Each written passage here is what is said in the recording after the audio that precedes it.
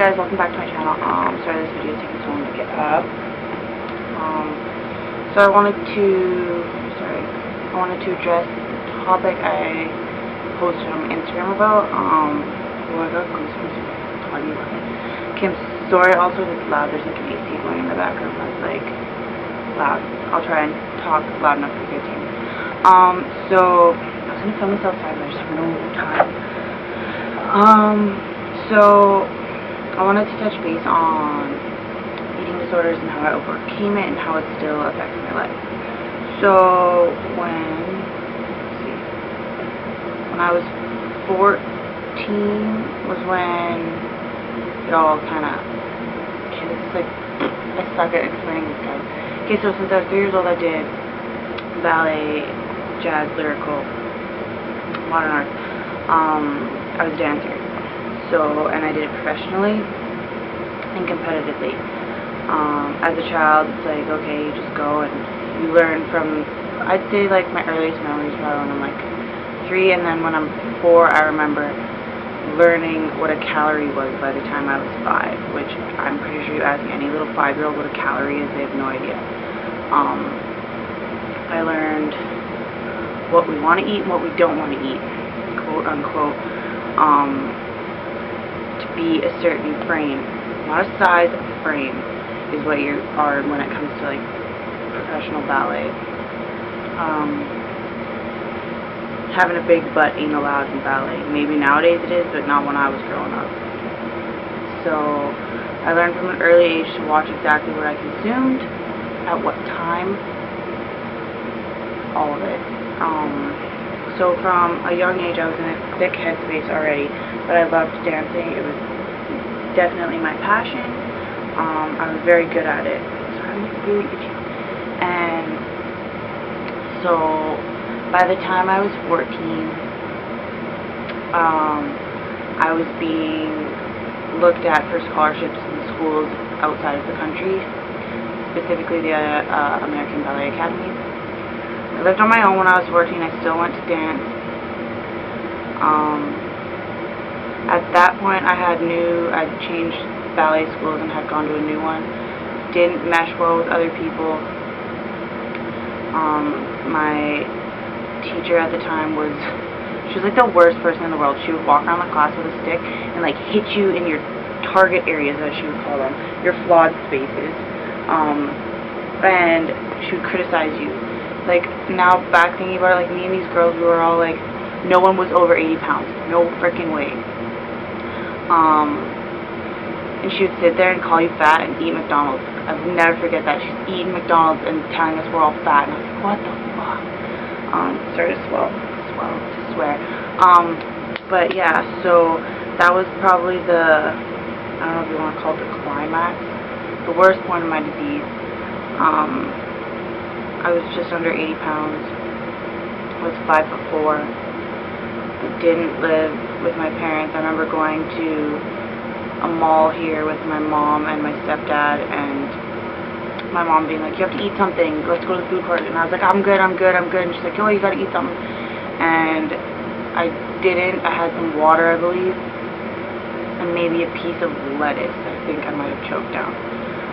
At this point, I hadn't eaten in about 5 months or so. I was living off water, half a cup of orange juice every day, just sugars to like get me going and go to school and stuff. But yeah, so I remember being in the mall walking and collapsing, and that was when I remember like telling my mom I didn't want to dance anymore. A few months before this, I was like, I don't want to dance anymore. I just want to focus on being a teenager. She wanted me to be a dancer because I was good at it, and I'm not mad at her for that, but I was sick and I wish I would have been a little more vocal about it. After I collapsed, she pulled me out of dance, got me some help.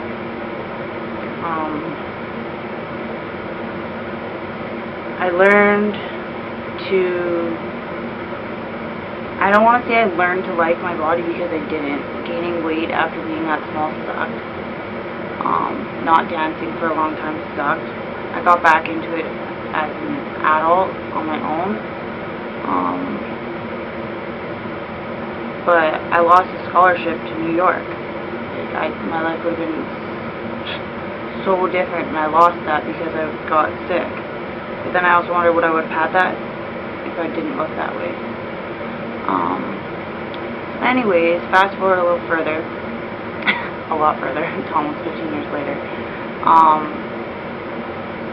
So about 4 years ago, 3 years ago, I quit smoking. I always was tiny, gained some weight from drinking wine and eating cheese. Alcohol, worst thing for when you want to be lean.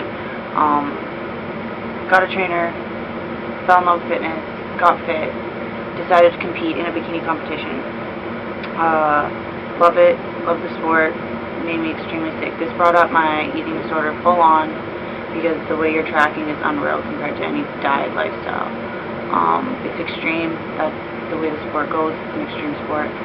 I was very open with my coach. In the beginning of my prep, I was alright. I did a 16-week prep. About 4 weeks into my prep, your head starts to get a little buggered. Especially like my diet was really strict. Really strict. I had no carbs. I even had my vegetables cut out. High fat, lean protein, that's it. And I would get cheat meals every like 45 days, and my coach would tell me what that cheat would be. So yeah, something totally big. I swear I have a mosquito bite. Anyways, so I started to get a little crazy, so I'd eat something that I wasn't supposed to, and I would purge. I would throw up. I did this so frequently in the beginning of my prep that my hair was falling out. This is honestly the reason my hair is so short right now, because I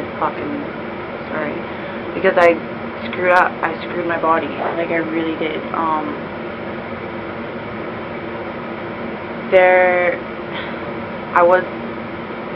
I had anorexia as a teenager. As I become an adult and after competing, bulimia has become a really big thing. I do seek counseling for it. I do have support for it. I do step work for it. Every day is different. This is the thing, it's like, so I have many addicts in my life in recovery, and they can understand my situation to an extent, but the thing is like, not all addicts have to be around their drug of choice. They can remove themselves from it every day. Like, you don't have to be around it or have it, like, I don't know how to explain it, but food, you have to eat every day because you're gonna die if you don't eat. And like, every single time I eat, I don't think there's ever been a time that I've eaten and haven't had a sense of guilt, or just not even always guilt, but something there that's telling me, are you sure you want this? Well, if you don't eat this, then maybe you'll, like, there's always this stupid little voice. And it's funny because all I can think right now is my boyfriend always tells me the little voice in your head is your ego. And that ego is sick. That ego is mad sick in my head when it comes to food. But yeah, so I'm just like, I literally am working every single day on not letting the disease get to me. I'm getting goosebumps. I really thought this would like flow a little more. I don't know. I had questions of people that said, how long did it take you to get over it? I don't think I have. I think that every day is different. Some days are better, some days are worse. It's definitely something that's controlled by emotion. I know people that they're upset they eat. I'm upset I'm not going to eat. If I am, I'm forcing it down. The easiest way for me to cope with stress was to just not eat, and being on your own at 14, definitely, it's starting to like tick why I was the way I was. The one thing, it's a control thing. One thing I can control is what I take in, what I consume, when I consume it, how much, all of it. It's like the easiest sense of control. but I lost control in all of it. And I remember during my prep, right after like a binge purge, and looking at myself in the mirror, and like I remember in the beginning being like, I'm fine, I know what I'm doing. No, you fucking don't. I remember saying that, like, and then I remember it had been like 30 days, had maybe 20, somewhere around there, almost a month where I hadn't gone a day without purging. And I remember looking in the mirror with like tears rolling down my face, and I try not to cry because I just want to make it work, and being like, I don't have control of this, and I don't know what to do, and I don't know how to ask for help. And I was on my own then. My now ex-boyfriend was away, and I remember when he called, I was just bawling, and I remember being like, I need help, and I don't know what to do. And you know, the hardest thing to say is I need help. And I went to some support groups, got the literature, I started working the program. This sounds so funny to me right now, is that it's a lot different when you have like 10% body fat and you go to a fucking support group for, the only thing they really have for it is overeaters, and it's like for binging and purging, pretty much. It works like eating disorder at this point. It's like an addict and that. Anyways, so I went to that, and like, I mean, they look at you a little different there than, because they're like, what are you bitching about? But it wasn't about how I looked, it was about how I felt. And I had lost myself completely. My hair was falling out, my skin was just mangled. I wasn't happy. I was so scared my teeth were going to get damaged from vomiting. But anyways, I don't know where I'm going now with this, I just got to do my room.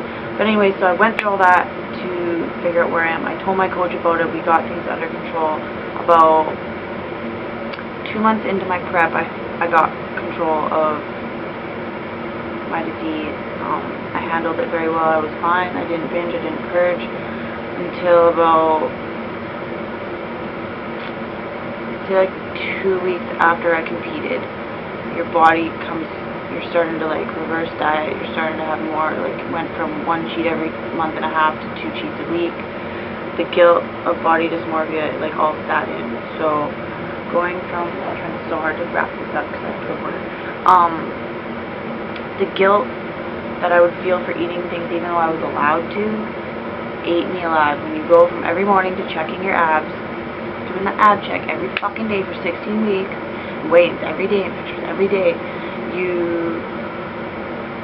when you stop seeing so much definition and striation, it's really a hard thing. Like, I know I'm soft right now, I'm not happy with it at all, but I'm trying to be.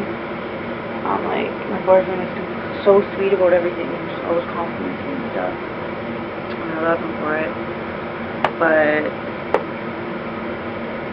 it's not always easy, and trying to explain to someone that doesn't understand how sick you can be about how your body looks and how food affects that is really hard. But every day is a little different. I try and do something. I had my coach do this task with me back in December. She was like, you need to write a positive affirmation. So every day I try and tell myself one little thing, even if it's like, you make the best coffee, or no one brushes your teeth like you do, like, even if it's just stupid shit. Or sometimes I'm like, I like my eyebrows today, or my butt looks good today. Like, little things I try to do to just feel better. Also,